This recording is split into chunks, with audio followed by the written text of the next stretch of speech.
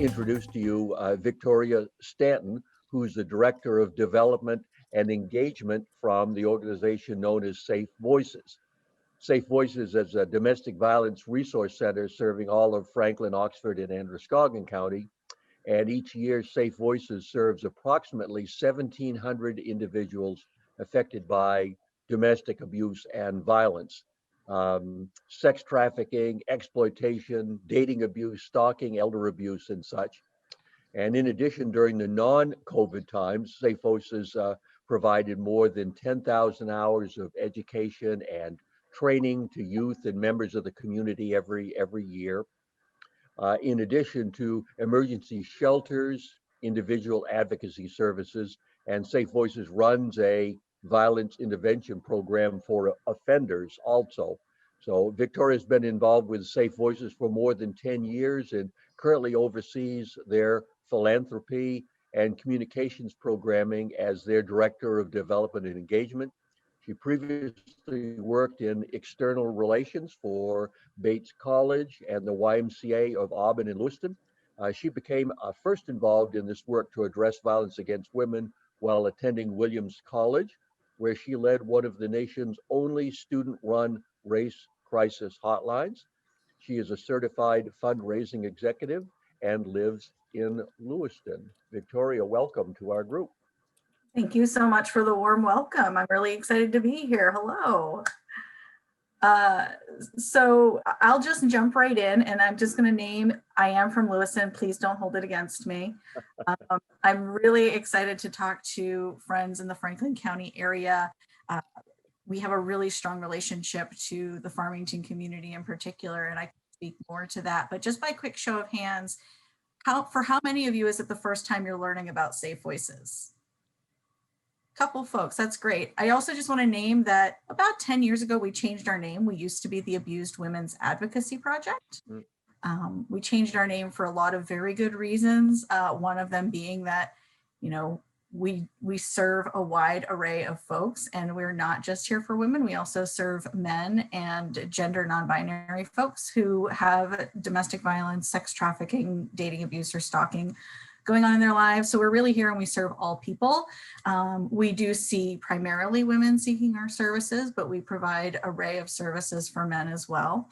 And so I think for the purposes of the time we have today, I wanted to give just a little overview of who we are, what we do, our work specific to Franklin County and the Farmington community. And then as Steve teased a little bit, some of what we're looking to do to really deepen and expand the services that we're providing in this area. And I'm going to try and keep my piece really brief because I think it's going to be really great to dig into some of the Q&A with you all. I had asked ahead of time if it's possible to be a co-host. Am I already a co-host, or can I share a screen just to give some folks a visual? Yes. Excellent. Let me just prepare myself. This is, okay, let's go into presentation mode. There we go. Okay, so can you guys see the screen that has our logo and my name? Excellent. I did put my contact information right there on the first slide because in case anybody has questions or wants to follow up with me, this is just a quick and easy way to stay in touch. And so as Steve said in his introduction, we serve a wide array of folks experiencing not just domestic abuse and violence, but sex trafficking and exploitation, stalking, dating abuse, elder abuse. And we do serve approximately 1,700 folks every year across the Tri-County catchment area. We operate 2 emergency shelters and 9 transitional housing units. Those are currently located in Androscoggin County, but relevant to our conversation later. And our outreach offices, so in addition to the actual emergency shelters that we run, our outreach offices are found in Farmington, Lewiston, South Paris, and Rumford. And so I wanted just to ground some of what I'm about to share in Franklin County specific services as well. And so in a typical year, you know, the pandemic has really affected our ability to be out actively in the community, getting in front of audiences. But our direct service numbers have not changed tremendously. So typically what we're seeing in Franklin County is about 150 individuals seeking advocacy support of some kind. And that can look like a lot of things. It can look like court advocacy, either civil or criminal court. If they are experiencing domestic violence and seeking a protection from abuse order, we have an advocate based in our Farmington office who can walk that person through that process and be of support the entire step of the way. Same thing with criminal charges. If somebody is involved in a situation where they are the victim in a domestic violence case, our advocate can be someone to journey through that with them, because often it's an overwhelming and confusing process. I will say that Franklin County has been really a wonderful place for us to build and deepen our collaborative partnerships with the criminal justice system. We have amazing relationships with law enforcement and with the courts. Even, our board representation, we have David St. Laurent, who I suspect many of you know, is currently on our board of directors. And in the recent past, Jack Peck has been a member of our board. And so those advocacy services, that's, locally what we're able to do through the courts. We provide individualized safety planning so that even if somebody isn't accessing the criminal justice system, we can do other kinds of safety planning to help them achieve their goals in the situation that they're experiencing.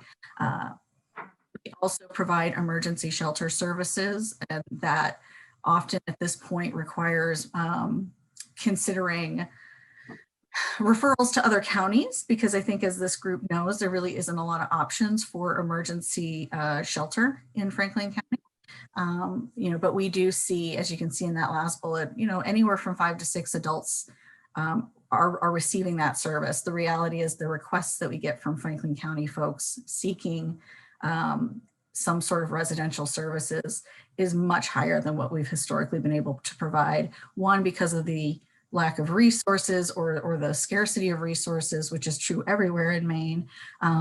But I think also in part because there's a very real hesitance for folks to want to leave the communities in which they live and work. And so we'll talk more about that later in the conversation. And then in a typical year, we're providing 100 to 300 hours of community education. That's primarily schools-based. So if you have a kiddo who's been to Mount Blue, they've probably seen one of our educators in recent years coming in and talking about things that are, age-appropriate education, addressing dating abuse, healthy relationships, boundaries, and things like that. So going back to the residential services piece, one of the things that is really exciting for us is to be able to think about an expansion opportunity in Franklin County. We operate an office in Farmington that historically has had 1, maybe 2 staff. We've expanded that team to about 3 or 4 positions that are based in that office. We have quite a few folks who work at our agency who live in the Franklin County area. And the building that we have is where we do a lot of the one-on-one advocacy services, but it's not really set up to be a resource center. And so what we're trying to do with that space is take the area, the portion of the building that we are currently using and enhancing it to be a little bit more survivor focused, a place where people can walk in and not just find a collection of offices, but really find the resources right at their fingertips that they may need to be able to access any number of basic needs, assistance, again, like through the courts. So we're looking at doing a multi-pronged expansion and renovation of our current space. And I'm just going to bring up the visual to help ground us. So this is a rendering of our current building.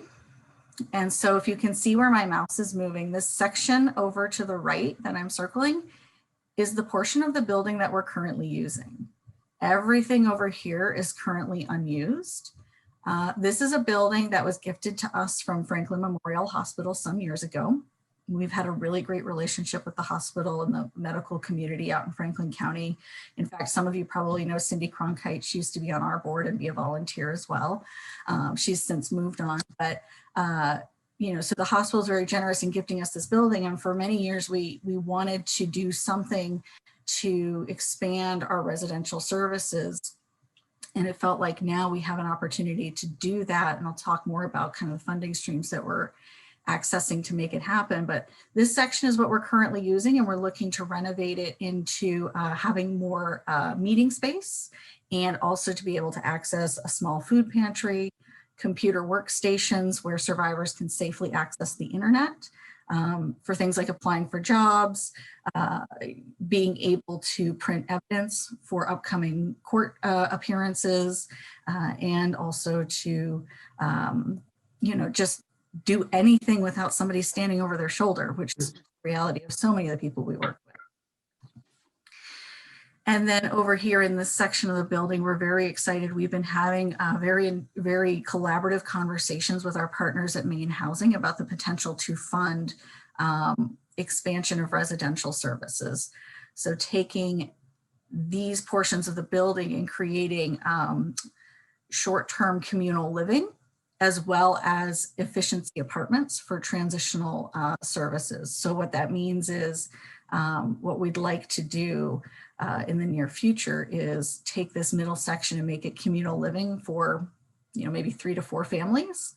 And then over here, those families can transition if they choose to into efficiency apartments, 1 of 2 that are completely self-contained, not communal, and that would come with vouchers attached. So all of this came to be as a result of a needs assessment that we conducted several years ago, where we heard from the community loud and clear that there was a desire for more accessible residential services for survivors in our rural service areas. Farmington is well positioned to serve the Franklin County communities as well as Northern Oxford County. And so we've had this kind of plan in the back of our minds for quite a long time. And when we started talking to Maine Housing in the COVID context and recognizing that there's an influx of funds coming in from the federal government into our state to address immediate housing needs in the midst of the pandemic, that project became much more viable all of a sudden. And so I want to be very clear that there has not been pen to paper, nothing's been signed and official, but we're feeling very positively about the conversations we're having with Maine Housing as a potential funding partner to get this piece, both the renovation of the office space and an advocacy center, as well as the residential pieces fully funded, with the idea that these transitional units would come with vouchers that those individuals could then carry with them, so that after a couple of years of living in that apartment, they take the voucher with them to find continued stable housing. And then another voucher would be available to fund whoever is staying in this apartment. So it continually generate a resource for folks in the Franklin County area to access safe housing. This space will not necessarily be, this space will be as private and secure as we can make it. We can talk about that in the Q&A. By nature, it's not necessarily going to be confidential because folks will need to be able to know about the office space and access it. But we're finding that if you have any kind of residential program in a community for more than a couple of years, word gets out anyway about what it is and where it is. So we're having really great conversations around what we need to provide in this space to continue to provide really robust safety to survivors. And so if you have questions about that, we can talk more about our planning around that. We're really fortunate that this location in particular is located very close to the local hospital and not far from town, from Farmington, as the downtown area. Other things that we're excited about with the potential of this space is we're looking at working with a current partner, a current national partner, to make sure that it's pet friendly. We know one of the barriers for folks leaving is whether or not they can bring their pets, not just service animals. We've always been able to accept service animals in our offices and our residential spaces, but being able to bring your lizard or your gerbil is just as important for folks. We know that in more than 80% of the cases where there's been threats of harm to the pet, a survivor won't leave without that pet. So we're looking at keeping that in mind as we imagine what this space could be. So just to go back to the funding thing real quick, I want to emphasize that we just submitted our formal proposal to Maine Housing for this to be fully funded. We are expecting to hear back. Last time I talked about this and Steve heard about it, it was very tentative, like, well, we would feel really good about it. We think the funding is going to be there. We got to talk about, what that's going to look like. But it's going to take us some weeks, maybe some months and some weeks to go through the process. So we're literally at the point where we will hear in days, potentially as soon as tomorrow. So I wish I could have timed this conversation a little bit better for you all to be able to say 100% what's happening. But we're feeling really positive about it. We're really excited about the prospect of it being fully funded. And at that point, what I'd like to do is stop the share and see all your wonderful faces again and hopefully start to answer some questions, because I'm sure there's ground that we could cover. I see A. York, but I don't know your name. Ann York has a question. Ann York, yeah. Where are you currently located? So we have our office in Farmington, and I hesitate to give out the address, but I can tell you that we're within a quarter mile of Franklin Memorial. We're not in town proper. So we're in a kind of like a little wooded area off of one of the main arteries into town. Thank you. Of course. Any other questions for Victoria? Linda Becker has a question. I just was wondering if with your change in location, is there any change in the demographics or the number of people you're seeing? As far as specific to Farmington? Yeah, just in general, who's coming into the office. I'm hoping that you have more clientele, but I just was wondering if there's any change in in terms of like, are you seeing more or fewer university students or high school students or families? Is there any change whatsoever in your experience? Sure. So the location, what's great about all of this is that the location that we're currently at is the location that's going to be renovated. And we've been in the same place within that quarter mile of the hospital probably since, for at least 12 years, longer than I've been involved in the agency. And so one of the things that we're able to do is meet with people in town. And so I know transportation is always a big question mark for folks. And so people do have to drive to get to us at this location. It is not walkable. And so you get a certain demographic that's going to be able to drive and access us there. However, our court advocates and our educators are really good about going out into the community and meeting people where we're accessible. And so we're able to be accessible to a lot of different demographics by virtue of the fact that we're in the court all the time. We spend a lot of time on the UMF campus and partner with them pretty heavily, especially in pre-pandemic times. And we're looking to do more of that through our internship programs and volunteer programs. So, for us, place matters, and also we're mobile, and we're also, because of the pandemic, refining our remote accessibility for folks who have to zoom into conversations with advocates.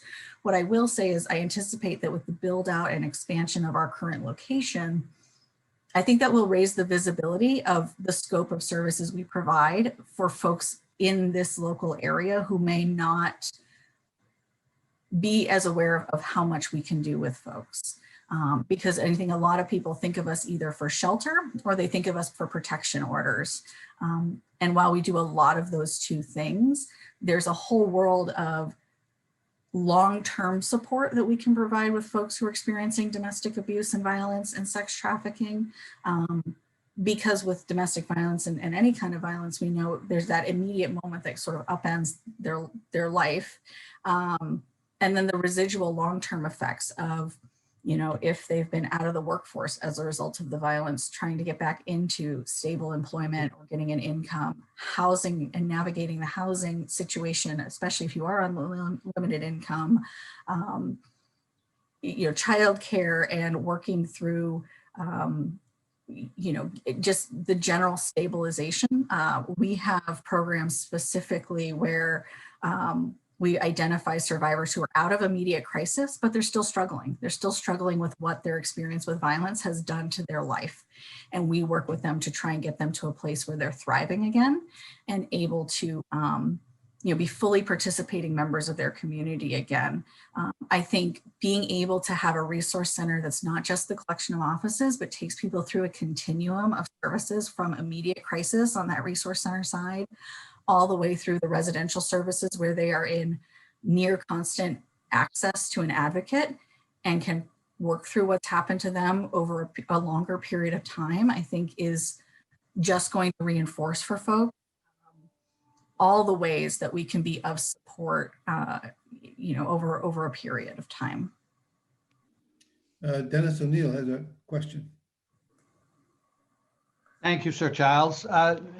Victoria, I'm curious, you've used in your presentation at the beginning, and you just mentioned it again, sex trafficking. I tend to not think of that as a main issue as such. I'm just curious how it works up here and what the implications are of it. That's a fabulous question. And it's a fair question, right? Because I think a lot of us hear the word sex trafficking or sexual exploitation, and we think of like Liam Neeson in the movie Taken. You think of foreign agents or people from other countries being brought into our country and basically an enslaved kind of situation, or, but one of the things that I've learned in recent years is that there have been documented charges of sex trafficking in every single county in Maine. It is here. It is something that I think Maine is doing a really good job of paying attention to. And in recent years, Safe Voices has actually opened Maine's first and only emergency safe house for victims of sex trafficking. That's located in a confidential location in Androscoggin County. But that is specifically designed to assist people when they're at the moment of fleeing a trafficking situation, which can be a very dangerous time. And so that's that emergency piece. There's other locations around Maine that help sex trafficking survivors. They're often tied to, rehabilitation programs and are longer term. Our program is specific to you're fleeing, you need to get somewhere safe and confidential immediately. And so as far as what it looks like in Maine, again, I go back to a lot of people have this idea of, international or crossing country lines. No one that we have worked with at Safe Voices who is a victim of trafficking is from another country. In fact, almost all of them are people, born and raised in Maine. And so this is a local issue. What we see often is that it's not necessarily a stranger coming into someone's life and abducting them and forcing them into this horrific situation. It's someone known to them. It might be a family member. It might be, an uncle or an aunt who grooms a youngster to, do things for a friend in exchange for resources or a roof over their head, or for nothing at all. They're just coerced into it. We often see, and this is the connection that we see between sex trafficking and domestic violence, is that some folks, I'm speaking specifically, in broad terms, it doesn't always shake out this way, but, let's say it's a woman who gets involved with a new boyfriend. And she is under the impression that they are in a dating relationship.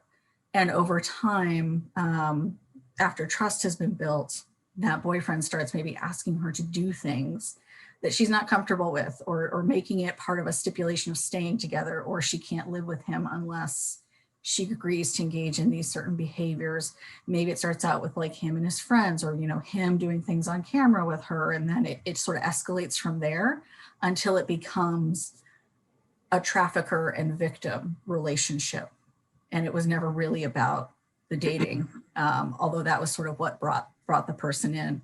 And so that's how we're seeing it show up in Maine. It's people who are known to the victim, who are creating an environment and creating a set of coercive, controlling behaviors that lead to this person feeling like they have to do these things. Thank you. Yeah. And sorry, that's really heavy for an early morning. I just want to name that. Yeah. Like that's kind of a lot to digest with coffee, but I really appreciate the conversation, you all being able to hear that. Any other questions for Victoria this morning? Steve Bunker has a question. Unmute. There we go. Not technology savvy.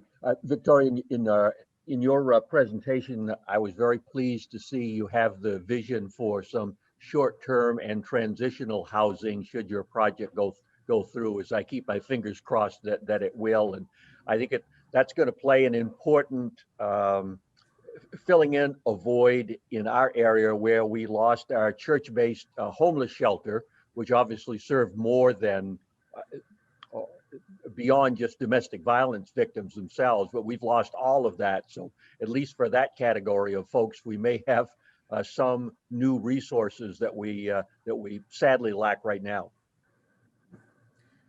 Yeah, that's the hope. I mean, it would bring us so much joy to be able to do this work close to people, where people live and work, because we know people are more successful in the long term if they are able to stay connected to their natural support systems, if they have family in an area, if they have a job that they don't have to abandon.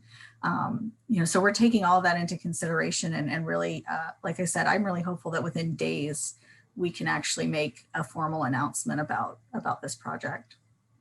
That would be grand for us to celebrate that.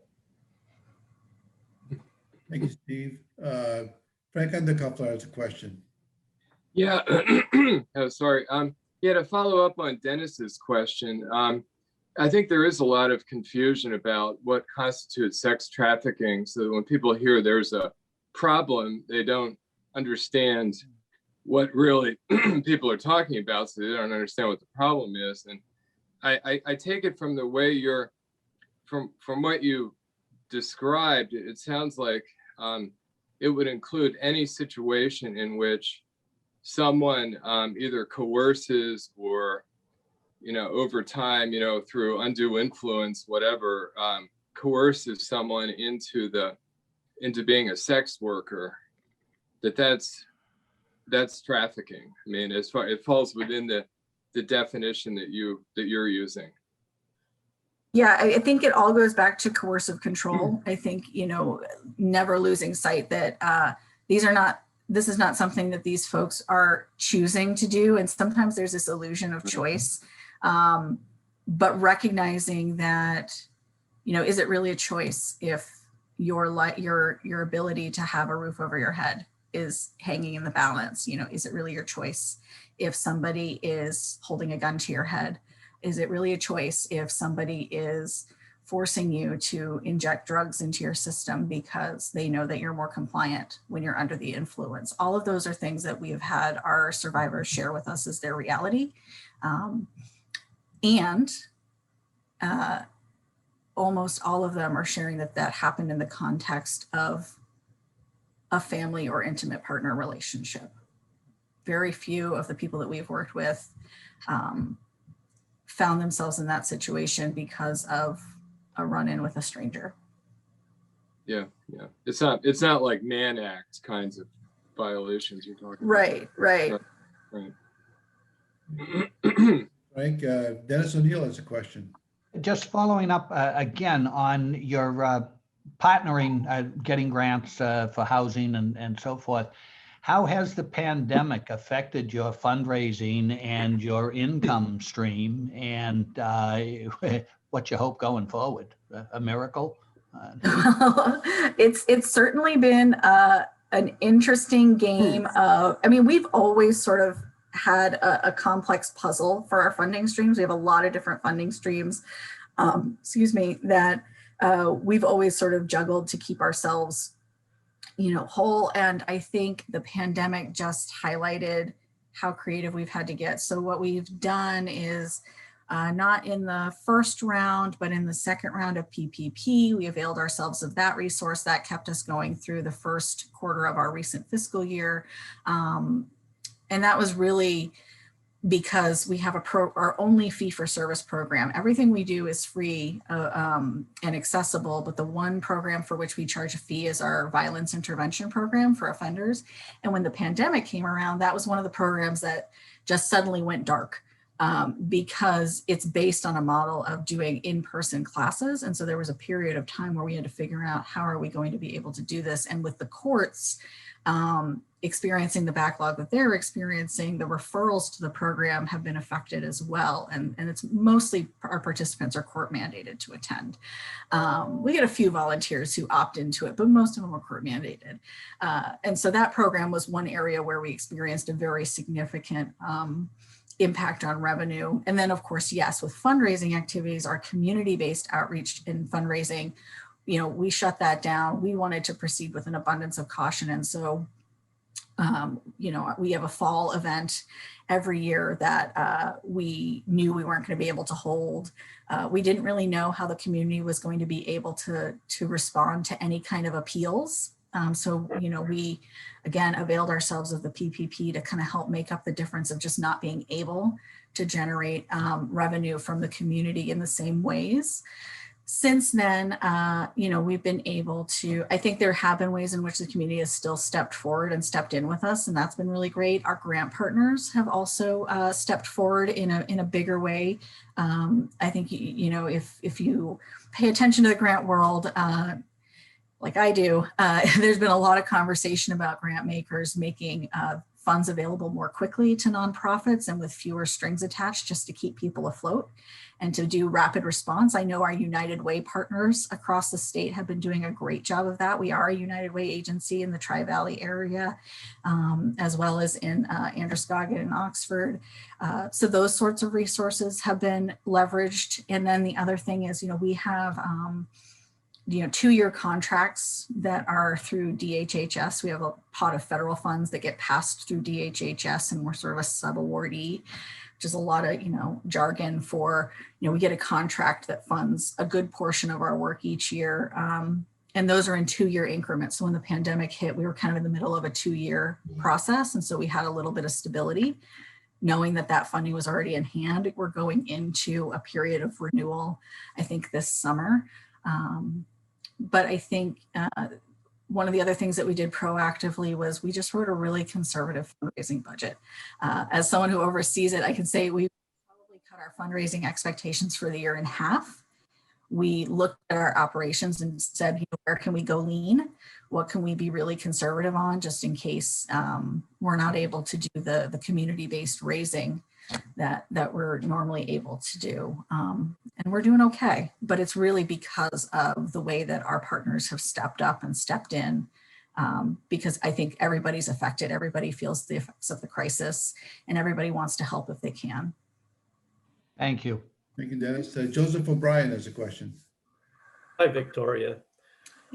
Your organization must be exposed to a lot of illegal activity. When you hear somebody come in and they report this, are you obligated then to go ahead and put out like a caseload to the local authorities so that they take over, or do you have some kind of condition that you can pull these people in and say everything that you say to us will be held confidential? Yes, so we are a confidential resource, and with domestic violence, we are all mandated reporters. So what that means is if we're working with a survivor and we hear about a situation that involves harm to a child or an incapacitated adult, we do have to report that. And we are very staunch about making sure that we report that. And we communicate that with the people we're working with so that that's not a gotcha moment for them, and that they can be part of that process with us, because very often, especially with child abuse and co-occurring domestic violence, you're talking about a household where there are multiple victims, and we want to support the non-offending parent in getting safety for their children as well as for themselves. And that's what they're motivated to do as well. As far as when we talk about the crime of domestic violence or hearing about an assault, we're not mandated to report that. We will ask and have those conversations with the survivor if they have made a report, if they want to make a report. and then we leave it in their hands, because for some people, making a report will actually escalate the situation and may not be the safest thing for them in that moment. And so we're always listening to what the survivor tells us is going to be most helpful in that moment. We do a lot of safety planning when we think that there's a high risk situation like that, where we talk about the implications of the violence, the risks of escalation, and what they can do to be able to maybe get themselves out of a situation if it's going to go sideways. But that said, I think one of the really great things we've done in recent years is create systems with our law enforcement and criminal justice partners so that where we can be sharing information, we're doing more of that. So for example, we have great relationships with the district attorney's office, and we're actually, one thing that I will offer as a fun fact, domestic violence advocates in Maine are written into statute. There's actual statute in Maine that describes and defines the level of training that an advocate has to have in order to kind of present in our criminal justice system and provide these services. It's what defines domestic violence resource center advocates versus any other kind of caseworker in our community. And part of that special relationship that we have with the criminal justice system is that our DAs actually will communicate about cases proactively with us. So we can be working with a survivor and we're not obligated to alert the DA or law enforcement about the situation, but the DA can choose to send us information about victims that they've encountered in an effort to connect that victim with our services, because so many folks are not aware of what we do, or some of those folks who are victims of violent crime are so overwhelmed and traumatized by what's happened that they're hesitant or unable to make the call. So we have this really great relationship where we're actually able to do advocate initiated outreach, where the DAs will send us the information and we can reach out to the victim and offer our services if we want it. The other thing that we do that I'll just really quickly talk about is high risk response teams. So when we're working with a survivor for whom we identify very high risk of lethality, which means the risk of murder or suicide in their situation, and we've seen too much of that in Maine to know how real it is, then we can activate a network of law enforcement, parole officers, and other community providers to start to have eyes on the offender and work with the survivor around their plan of safety and how we're going to hold this person accountable and try to mitigate the risk that it's going to escalate into, a more tragic or horrific situation. Thank you very much, Victoria. And Doug, did you have a quick comment? Yes, I had a question and a comment, I guess. It seems to me that in light of everything that you've said, it must be extremely difficult to qualify or quantify successes. Unfortunately, as you just mentioned, you have some that may end in murder or suicide, but do you have any idea of what your success rate, if you can call it that, over the years may have been? That is a great question. I just have to say all of your questions today have been really fabulous and really deep. And I so appreciate being able to dig into some of this conversation. And this question of success comes up a lot. One, because we have a lot of grant funders who want us to demonstrate success, but it also is important for us to know where are we moving the needle on the issue as a issue that affects our entire community. And so our whole approach to measurement is based on survivor testimony and survivor feedback. If a survivor tells us that they feel safer as a result of working with us, then that is success. We're, for logistical reasons, not always able to follow up over the lifetime of a survivor to know if they ever are experiencing domestic violence again. And really, that's kind of not the point. The point is to get abusers to stop.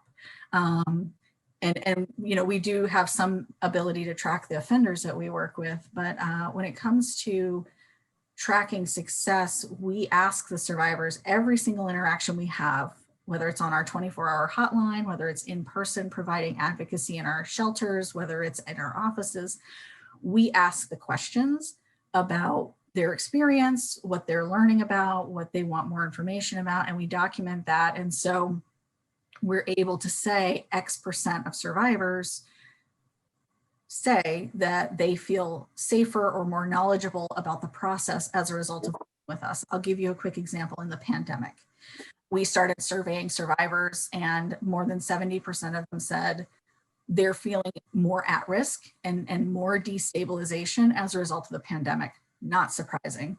But what was really encouraging that we were able to hear at the same time is that over 90% of them said, but talking to you helped me feel more stable. It helped me feel like I could have a plan. It gave me concrete tools that I could take forward between the next time that we were in contact with that survivor. And so that's kind of how we measure success. There's also really exciting and wonderful tangible measures of success too. I want to just shout out our residential services and transitional services team. These are folks who work with survivors after they've been in our shelter and work with them for up to 2 years to get stabilized in safe housing. We were able to discharge 30 families from our program last year in the middle of a pandemic. We discharged them because they had achieved stability and they were deemed to no longer need our services because they were thriving. That's a big success. So, we have measures like that, and it's really about centering the survivors' needs and perspectives on what success looks like and not having us define it. Thank you, Victoria. Fantastic work you're doing. Thank you. Thank you all. Well, and Victoria, on behalf of Farmington Rotary, thank you so much for joining us this morning and being such a wonderful guest and informative to this very serious situation in our counties. Well, thank you. And I know you and Steve have my contact information. So if there's anyone in this group that would like to follow up or has a question that they would like more information about, please don't hesitate to reach out. And I really look forward to being able to, fingers crossed, send a significant announcement your way sooner rather than later. Thank you.